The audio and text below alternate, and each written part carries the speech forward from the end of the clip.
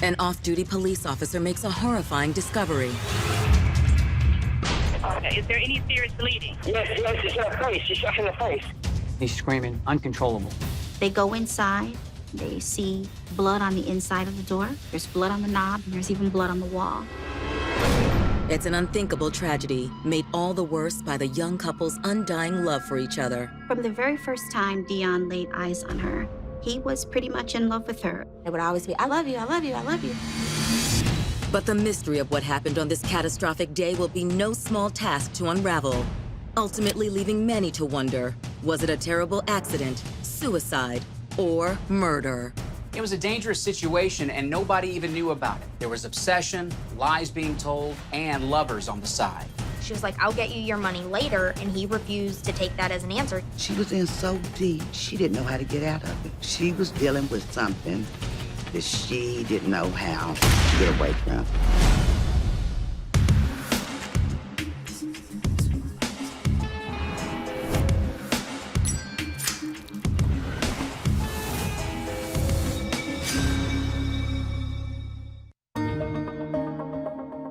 Tuesday, March 16th, 2010. It's a sunny afternoon in East Nashville, Tennessee, a vibrant up-and-coming community in Music City, USA. It's become just an attractive place for a lot of people. Nashville's a good place to live. Generally, it's a safe city. But at 4:46 p.m., an emergency call reaches Area 911 dispatchers. What is the address of your emergency? Sorry. On the line is 23-year-old Deon Cartmel, and he's no ordinary resident. I'm off-duty officer, Deon Cell. Please come quick. Okay, sir, it's the health department duplex. House. Please send medics. Okay, stay on the line with me, okay? He's screaming. It seems like he is inconsolable. Please fucking hurry. Okay, stay on the line with me. Moments later, dispatchers ascertain the cause of Officer Cartmel's dire emergency. She's in the face. She's shot in the face. Please, baby, please. Come on, baby. Okay, Yes, she's not really. Please fucking hurry. I need someone. They're on their way, sir. With help now on the way, Deon does what he can to keep his 24-year-old wife, Shari, alive. I'm not to figure out. Okay, I'm gonna stay on the line until help arrives. Within minutes, first responders arrive at the Cartmel home. The scene is grisly. They can see Shari lying back on the couch, unresponsive. As they get closer, they see that she's lying in a pool of blood.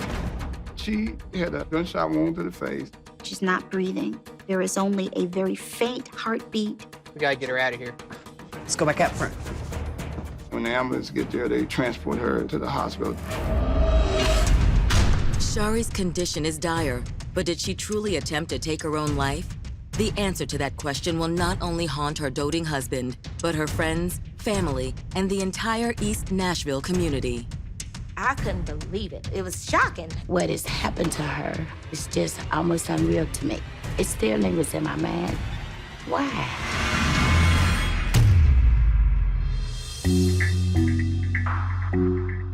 Shari Bethel was born on July 30th, 1985, to a loving family that pampered their precious youngest girl.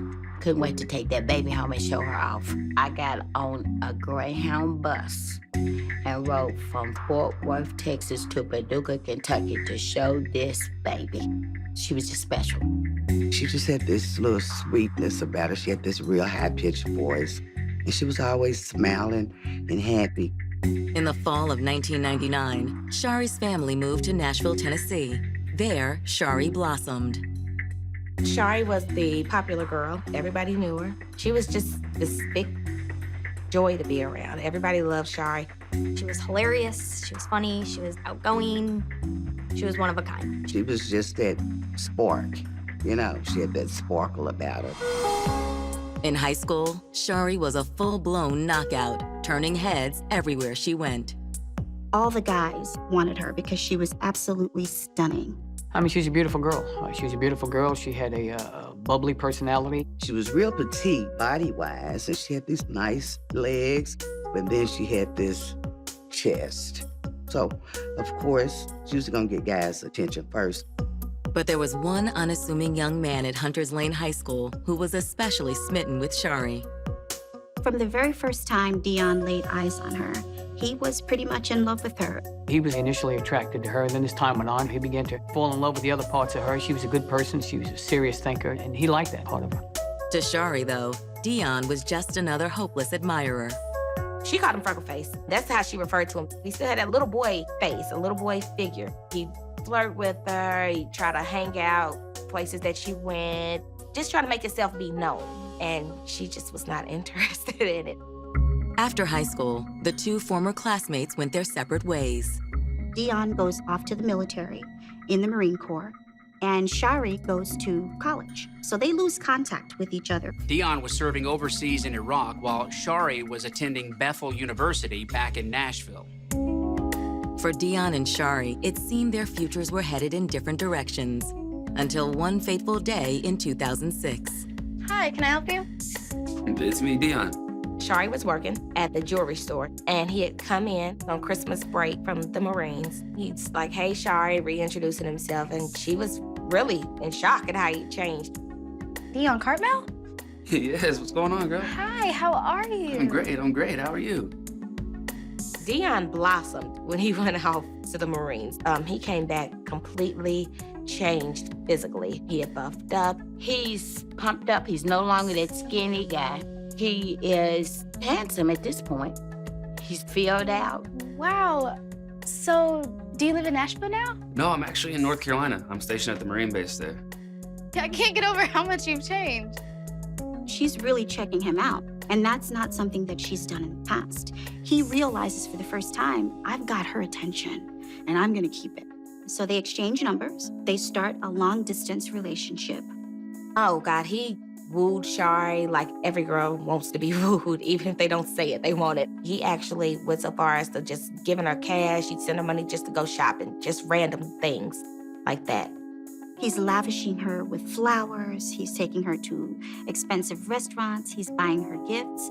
He knows that Shari likes fine things in life, so he does everything he can to impress her. I think Deon was the ultimate boyfriend. I do think he pampered her. I think he spent money on her, and I think she liked that. I really do think that she enjoyed the attention, and her family knew that Shari was very happy. So if Shari was happy, that made the family happy.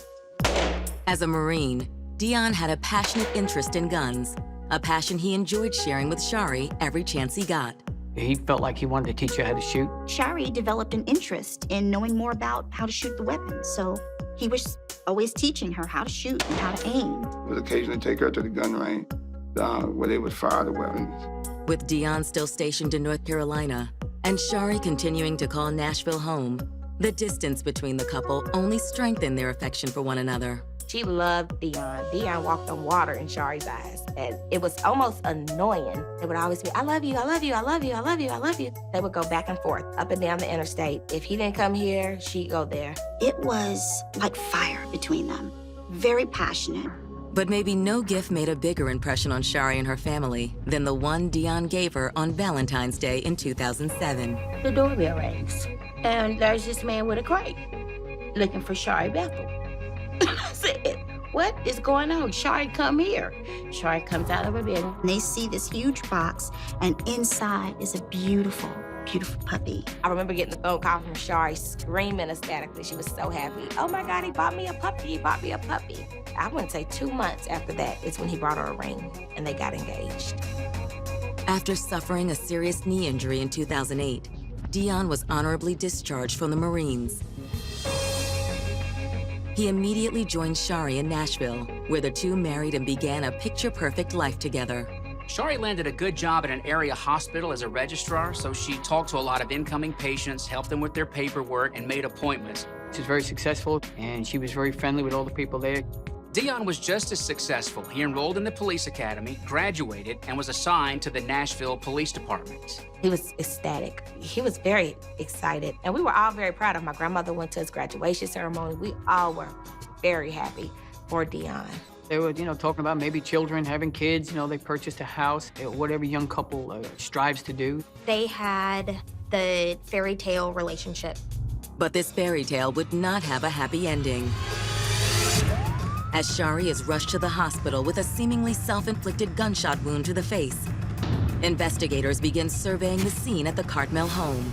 What they uncover will pull back the veil on Shari's picture-perfect life and reveal that this beautiful bombshell had something to hide. I just started screaming, what? I was shocked. I would never want to know that my sister's heart was broken that bad.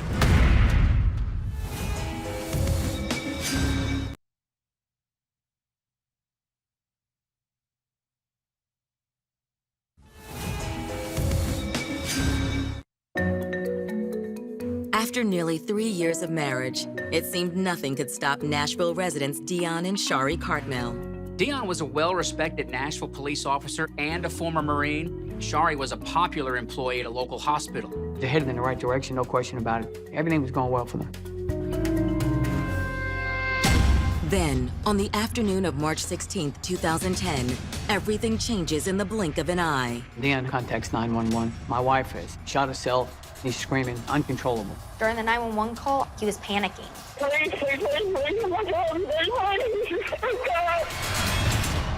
When Nashville police and EMS arrive on the premises, they find Deon in the throes of despair as his gravely wounded wife is raced to the hospital. He was crying, he was falling down on the ground. He's going crazy. He's hitting himself, he's screaming. They try to get him to calm down enough for them to understand what's going on. Other police officers who he had worked with were with him, were trying to console him. He was just too distraught to do an interview. Hey, man, I'm Chaplain Evans. There was a police chaplain on hand to comfort Deon, and Deon told him what happened. Deon explains to the police chaplain that he and Shari had planned a quiet evening at home that night. We're sitting in the living room. Right. We're cleaning our guns. They both was off from work that day, so they had planned the evening to spend together. He said it was our day to be together. They had started cooking dinner and watching the movie Training Day. Deon was cleaning his guns and playing with his guns, and Shari was looking at the guns. Can you show me how to take apart your AR-15? For real? That's a big gun. Yeah. All right. He says, okay, I'm gonna show you how to take apart this AR-15. He went to the bedroom closet when he heard a gunshot. Come back out of the closet and saw that she was on the sofa and shot herself. Shortly after listening to Deon's account, the chaplain is approached by Detective Robinson. I spoke with the chaplain and I asked him, what did he tell you? He wasn't in the room. He said, he heard the shot. So he's obviously really, really distraught right now. Police are trying to figure out what really happened. As the chaplain relays Officer Cartmel's story to Detective Robinson, the whole incident sounds like a tragic accident. Still, Detectives Postiglione and Robinson intend to play this one by the book. I'm going to do the same type of investigation as I would in any kind of death investigation. You do it the same way, regardless of whether or not he's a police officer or not. You're going to do the same thing. The fact that he was a police officer really meant nothing to us. We just had to evaluate the crime scene, determine exactly what happened, and just go from there. But as they begin processing the scene, the detectives receive the one call everyone's been dreading. I had communicated with a detective that I had sent to the hospital, and he called me back and told me that Shari was pronounced deceased. News of Shari's sudden death hits her family like a ton of bricks. I was upstairs in my townhouse talking on the telephone. I was the church secretary at that time, to my pastor. And I hear a knock on the door. And I look out my window, there's police knocking on the door. I go downstairs and I let him in. Yes, sir. Hi, Charlotte. How are you? And he said, sit down. I said, no, I'm not gonna sit down. I said, what's wrong? He said, Sharis deceased. I was torn to pieces. The phone rang. Well, it was my sister. She was screaming at the top of her lungs. And then she tells me, and I just say, what? I jump up out of bed and I just started screaming, what? What? Oh my God. While Shari's family struggles to come to grips with her death, the detectives' preliminary search of the Cartmel home seems to support Deon's story. They notice that there is a gun right there on the ottoman. There's blood on the gun.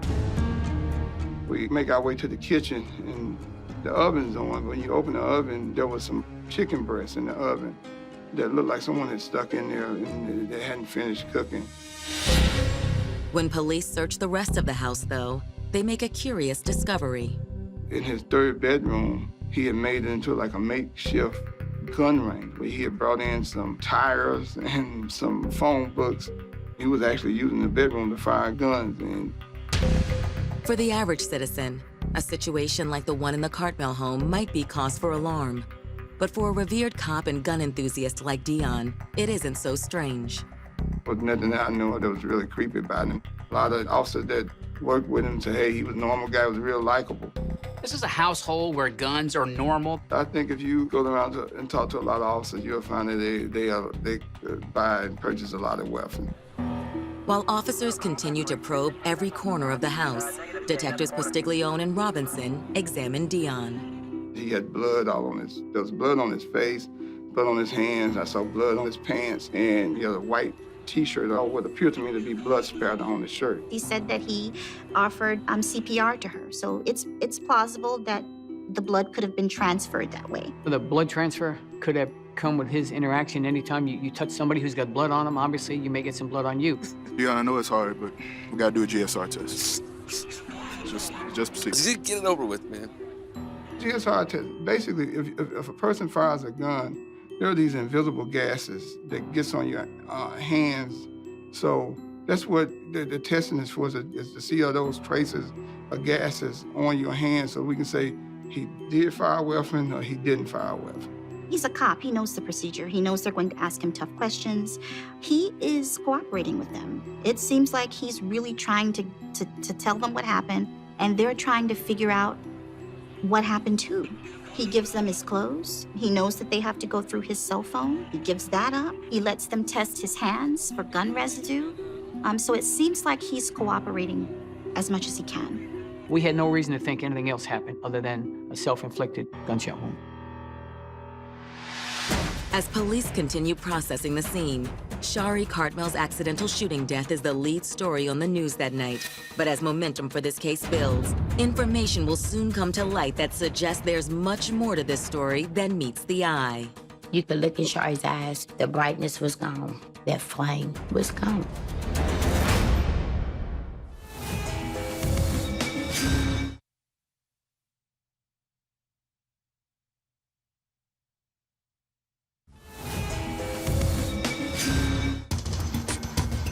On March 16, 2010, 24-year-old Shari Cartmel succumbed to a gunshot wound in an apparent accidental shooting in her own home.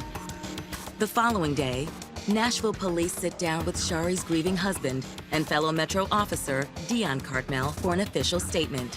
I'm feeling sympathetic towards him and also the tragic loss of life, all of that. But at the same time, I'm eager to hear what he has to say. Deon begins by describing the events he discussed with the police chaplain the previous evening. We call it our Tuesday, so we just hang out together and do whatever at the house or go wherever. It was just as he said the day before. They were watching a movie together, preparing dinner, and Deon was showing Shari how to take apart and clean his Glock. I'm showing her, like I said before, going through, this is how you take it apart, this is how this works, and we're watching the movie Train Day.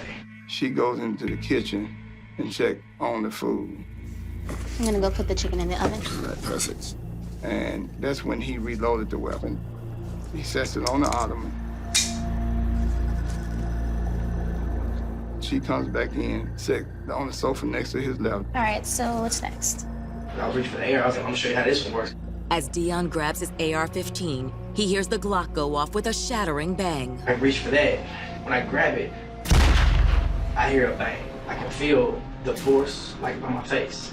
I jump and I freak out. I looked over there, that's when I seen she was laid over, and I was like, babe. It didn't feel real to me. It didn't feel real. Oh my God, no! I was like, baby, can you talk to me? So I was waiting on her to talk back, but she wasn't saying anything. Now, the way Deon describes it, it makes sense, but it is a little different than the way he described it to the chaplain the night before. First time he told them that he heard the shot from the bedroom. But then his story changes to they were both in the living room watching a movie. While investigators take note of the discrepancy, they realize that people who've witnessed horrific tragedies often misremember key details. We took the fact that his wife had just been shot into consideration. Yeah, we understood that. As the interview proceeds, Deon informs them that this unintentional discharge of a weapon wasn't Shari's first. He told them about a prior incident that took place with Shari, that once when he was not in the home, she fired the gun and put a hole in the wall. Apparently, she had the magazine out, but someone still in the chamber was messing around, trying to figure out if the slide's not completely forward, then the round got fired, almost like the on fire. It went through the mattress, out the headboard, through the wall. The evidence for that discharge is easily verifiable. It's lodged in the wall of the Cartmel home. But detectives question the likelihood of a similar situation in this case. His reasoning was she picked it up maybe thinking it was unloaded and fired the weapon and then accidentally shot herself. He said, well, she probably didn't realize that I had just loaded the gun back up. But either way, you don't point a gun to your face and pull the trigger. That seems like a very strange thing to do. With the notion of accidental death being called into question, police are now entertaining the possibility that Shari took her own life on purpose. There is the possibility this is a suicide. They need to look deeper into her personal life to see if she could have been depressed. Police are asking him about his marriage. They want to know, did you have any problems in the marriage? Was there anything going on? We, we're doing good. I mean, it was all happy. It was kisses in the morning, hugs at night. It was perfect. But when investigators speak to Shari's family, they learn that the picture Deon paints of a perfectly happy couple may not be entirely accurate. What can you tell us about Shari? She was very agitated, and she was not happy. You could look in Shari's eyes. The brightness was gone. That flame was gone. The last time I saw her, she wasn't the happy, bubbly, and I noticed she'd put on a little weight, and she hadn't had her hair done, and it was like, what's going on? It was like the light in her eye had been turned off. So, of course, that alarms you and alerts you to something's going on. Shari's loved ones believe they may know why she was so down in the dumps. I had heard that Deon had cheated on Shari, but Shari always denied it. She said that he hadn't been intimate with her in a while. And so in my mind, it tells me that the relationship is not where it's supposed to be because they're still young people. I remember one night in particular, and this is at like 11 o'clock at night. I'm on the phone with Shari, and I'm like, oh, it's quiet over there. Where's Deon? And she's like, I don't know. He said he's going to the gym. He's home. I'll call you I back. said, 11 o'clock at night? Where were you tonight? It's at the gym. I told you I was working out. Oh, I have to get in the shower. I'll be in bed in a minute. okay. Shari had discovered that her husband was sexting numerous women, up to 10 or 12 women. She assumed he was cheating. She never came out and told me she knew for a fact he was, but she knew. She just didn't want to admit it. Love is blind. It is possible that Shari was so torn up by her husband's cheating ways that she decided to end it all right in front of him. What are you doing? Put the gun down! What are you doing? Know about those other women? There's no other women! Yes, there No, are! let's talk Why about are you this. lying to me? I'm not. I love you! No. Shari's friends and family, though, find that scenario unthinkable. She has not committed no suicide. Oh, no.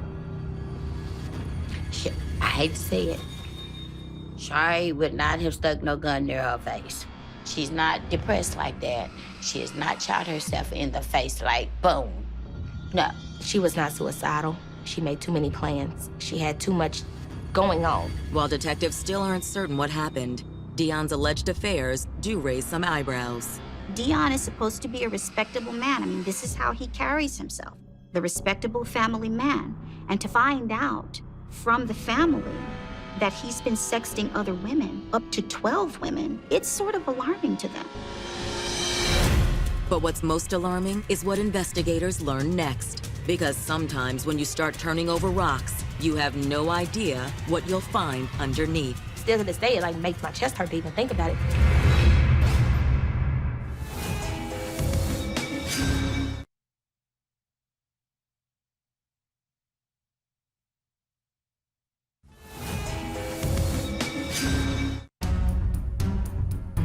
Less than 2 days after the shooting death of 24-year-old Shari Cartmel, Nashville investigators have turned up some unexpected dirt on Shari's husband. and fellow Metro officer Deon Cartmel. Deon is supposedly cheating on her, so she was not happy, which was adding a lot of stress to the marriage. I think they had the American dream relationship on the outside, but I think she knew about the women and certain things that he was doing wasn't setting well with her. It's almost like a smoke and mirrors. On the outside, it looked great, but behind the scenes, it was all falling apart. Deon painted a picture of domestic bliss in his initial interview that didn't gel with the facts. So now investigators had questions. Had Shari intentionally ended her own life, or had something else happened in their home?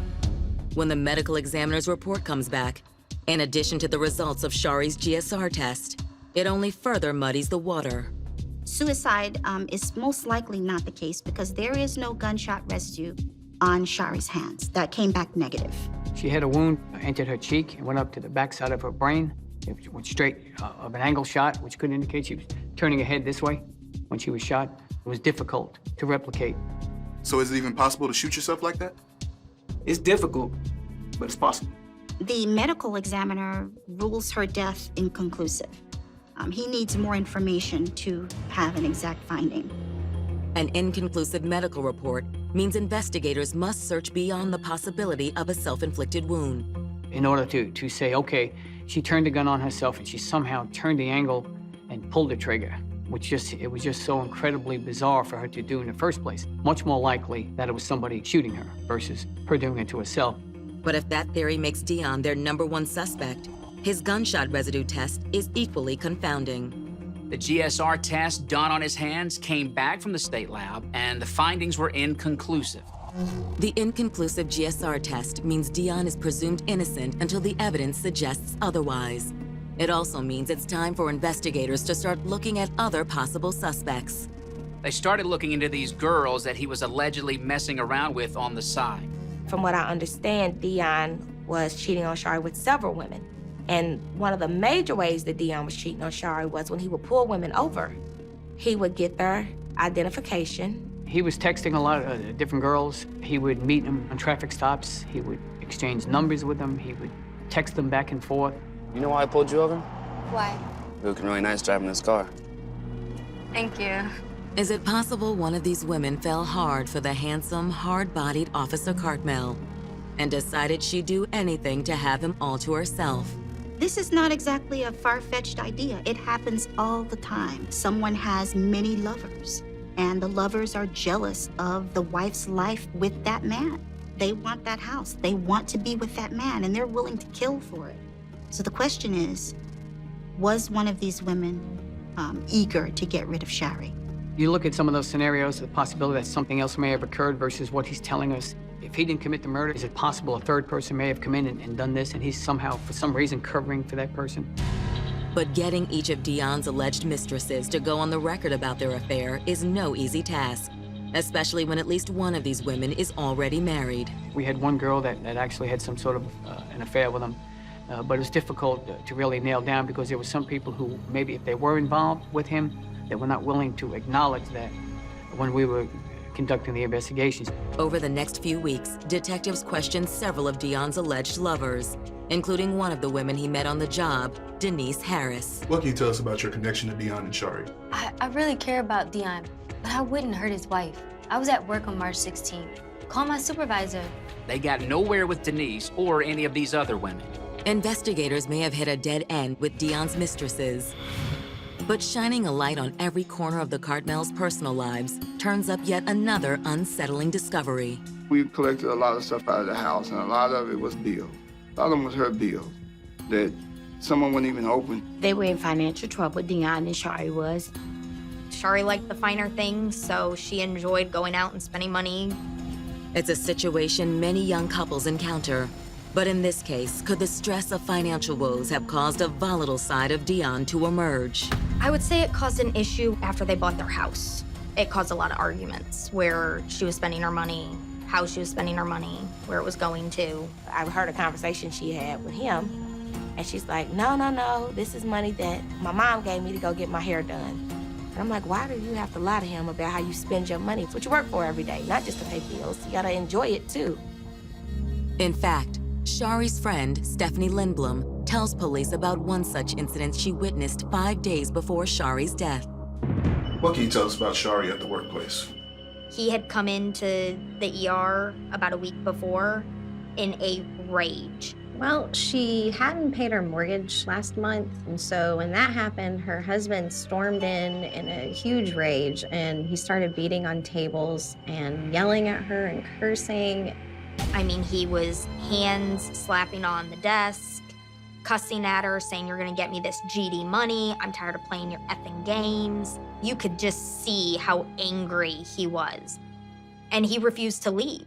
She was like, "I'll get you your money later," and he refused to take that as an answer. He was like, "You're gonna get it, and you're gonna get it now." How did she react to that? She was embarrassed. She said, "Please leave, you're embarrassing me." And he still yelled at her and cursed at her. It was an embarrassment for Shari being like, "That's my husband, and this is how he's acting." But I think she was more scared than she was embarrassed. Her coworkers are stunned. One of the coworkers walks out, and she ends up getting an email from Shari a few minutes later saying, "Please don't leave me up here with this nut." She thought he was going to physically assault her right there in front of everybody else. So those are some big issues, big red flags. With this dark side of Deon emerging, detectives decide it's time to take a closer look at their fellow officer. We go by what the evidence tells us, and what he was telling us and what the evidence was telling us didn't jive. So that's where we had a problem.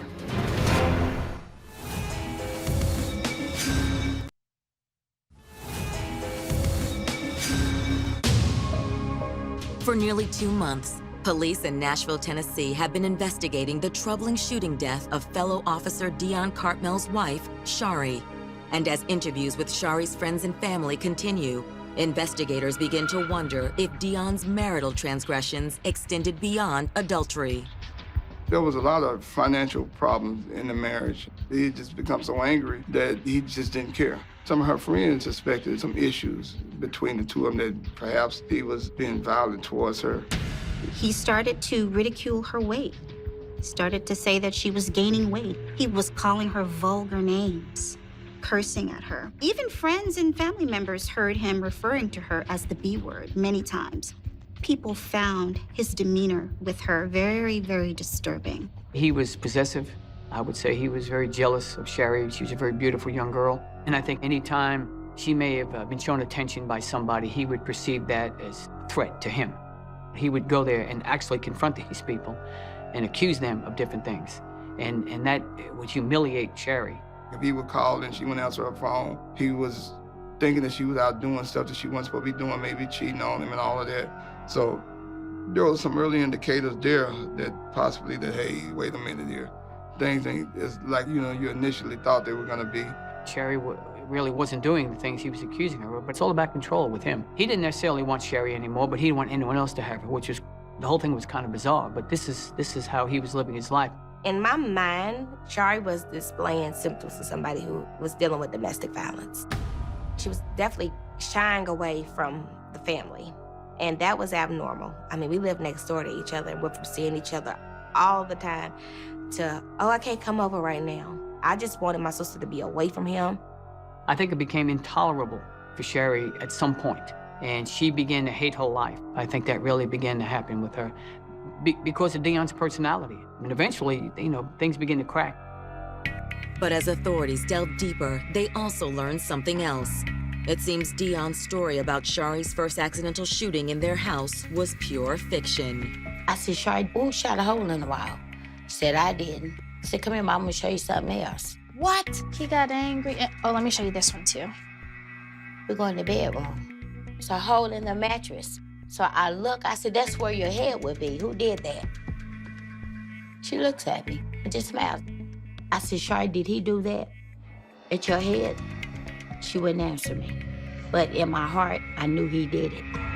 Investigators re-examine evidence collected at the scene, knowing they're dealing with a potentially violent person who likes to play fast and loose with the facts. It was just different things inside the crime scene that didn't quite add up. In particular, the blood, I think, what was the biggest. We noticed to the left of the front door what appeared to be high velocity or high impact stains, which seemed inconsistent with the story we were getting that she was shot over by the couch. Blood seemed to go from the front door in a semicircular pattern around to the couch where Shari was found. How does blood get from the couch to the door? You're right. Let's get an expert in here on that. We made the determination, let's take crime scene photographs, let's do all that and take it to somebody who does this as an expert. It's a nationally recognized expert, and that's what I did. I took all the evidence myself and personally delivered it to Jerry Finley, who's a nationally recognized expert in blood spatter, crime scene, reconstruction, that type of thing. And he was able to evaluate all the evidence. Jerry Finley agreed with what the investigators had already suspected. Shari was not shot on the couch. The blood transfer, it's not medium impact, it's not low impact, it's high impact. So that would always indicate probably we're talking about a weapon, a gun, which caused a high mist, high velocity to hit the shirt, which would not happen through his interaction with her. Just trying to do CPR or something like that type of stain you wouldn't get. When the bullet penetrates the body, it just like throwing a pebble into a body of water. It splashes out. And in order for him to get that, you have to be near the person that was shot. It tells us that somehow, some way, he had to be facing the victim when the shot occurred because it's high impact, it would come straight back. It wasn't angled, it appeared to be straight on, high velocity, this way. So that could indicate that he was facing her when the shot happened. Detectives believe the physical evidence now points to Deon as the shooter, but it's a review of Shari's timeline the day of the incident that seems to cement that theory. The timeline didn't make sense to me because she had just left from work. And I want to say, even with traffic, it took me maybe 7 minutes to get from Skyline's parking lot to her doorstep. He's given several stories about what they were doing in that short amount of time. Using video from the Skyline Medical Center, they're able to see exactly when she left, exactly when she pulled out of the parking lot. The 911 call came in at approximately 4:46 p.m., but Shari didn't leave the hospital until 4:30 p.m.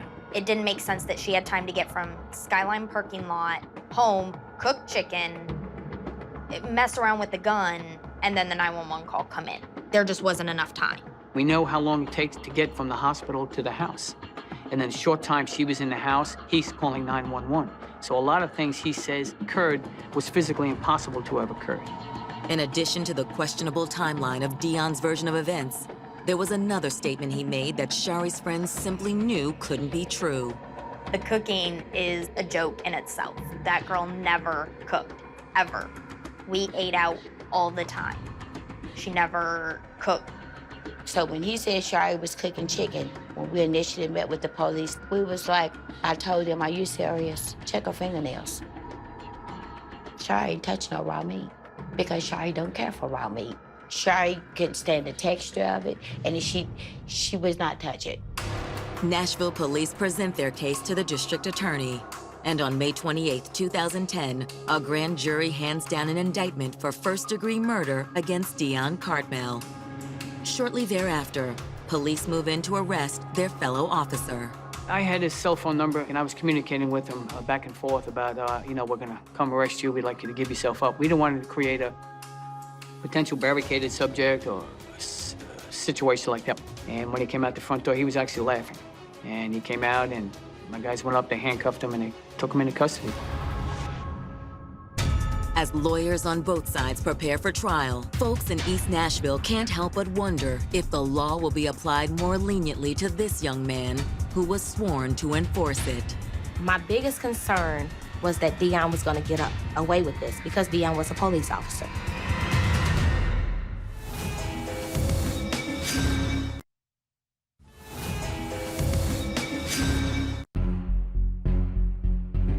On August 16, 2011, once proud Nashville police officer Deon Cartmel is brought into a Davidson County criminal courtroom to stand trial for the murder of his 24-year-old wife, Shari. He stared me down, and I stared right back at him because I'm thinking, buddy, you're gonna pay. You have done the ultimate act against mankind, and now you're gonna pay for it. Your lies have caught up with you.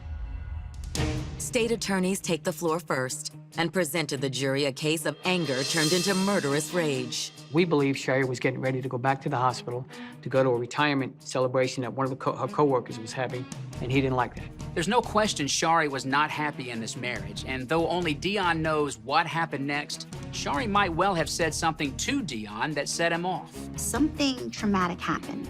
Either they started arguing over money, over the fact that she was going out with friends that night. Perhaps she was upset about something that she found him doing.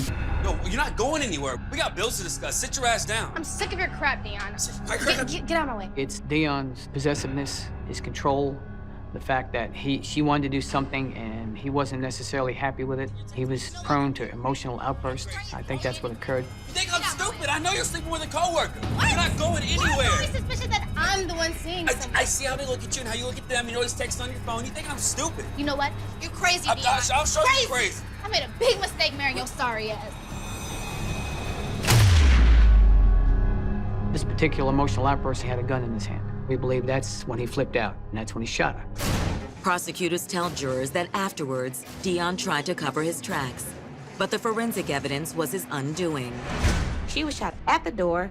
She was drugged from the door to the couch and laid across the couch like a rag doll. Everything you hear him saying when he's going through the motions on the 911 call, setting up like he's doing CPR, I believe at that time what he was actually doing was setting up the scene, putting his chicken in the oven and all that stuff, and that he wasn't doing any of the CPR because he never even moved off the sofa.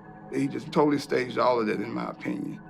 But when Deon surprisingly agrees to take the stand in his own defense, he continues to deny he pulled the trigger that killed his wife. I remember just leaning up to get it, and that's when I heard it. But I heard the bang, and I could feel like the force on the side of me. The worst day of my life. I'm not gonna try to sit here and relive it. I've tried everything I could to push this out of my head completely. Did you shoot your wife? No. He was still trying to say that she accidentally shot herself. He was still sitting over like, I didn't do it. I'm innocent, you know. And when it's Deon's defense team's turn, they remind jurors that there are two sides to every case.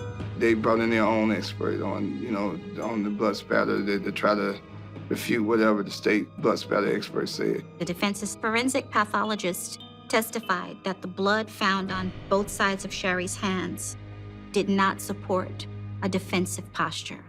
The defense also calls attention to the gunshot residue test done on Deon's hands, which turned out to be inconclusive. However, prosecutors have a plausible explanation.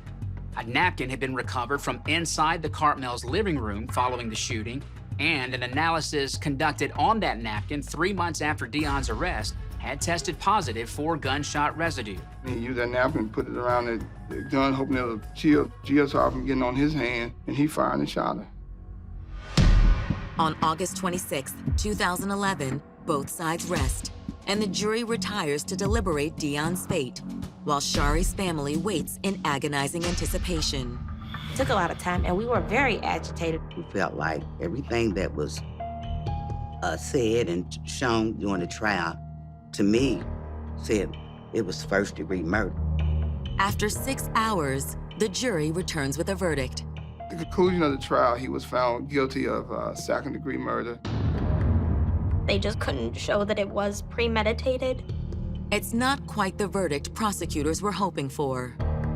It's questionable whether it's, premeditation. I think we had an argument of premeditation they need to consider, but I think clearly we're very satisfied with second-degree murder. I thought that we proved that he committed first-degree murder, in my opinion, by the mere fact that, like I said, he used that napkin. But the jury disagreed. For Shari's loved ones, the verdict is bittersweet. When the jury came back with the guilty verdict for Deon, we were very happy, but we wasn't too happy with the second degree. It was very calculated. You told so many stories that tells me that it was calculated, that it's premeditated. But I can't do anything but respect the jury's decision and move on forward and I hate that he's even ever gonna be walking on this earth again to possibly do this to another woman. He only got 18 years, which is a joke. Because we're all serving a life sentence without her. In the years since Deon's verdict, Shari's family has replayed this tragedy in their minds countless times. And while they'll never forgive Deon for his actions, they still wonder how Shari could have fallen for someone with such a dark side. You can woo somebody and not love them. And I think that's what happened in this situation. When you don't trust your gut, you end up paying for it in the worst way. He was trying to control her, and I think that's the bottom line. He probably thought, if I can't have her, nobody can have her. I don't think he ever loved her. I think he was infatuated, and it was a conquest for him to get her. He couldn't love her to do that. Love don't work like that.